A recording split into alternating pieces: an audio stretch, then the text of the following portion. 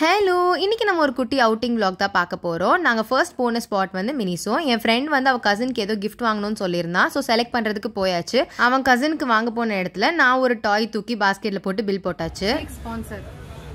Thank you ஷேக்.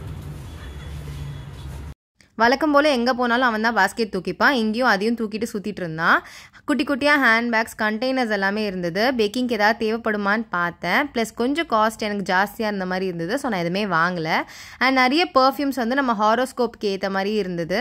வழக்கம் போல் சும்மா பார்த்துட்டு டெஸ்டர்லாம் யூஸ் பண்ணி பார்த்துட்டு ஒன்றுமே வாங்காமல் வெறும் கை வீசிட்டு வந்துட்டோம்.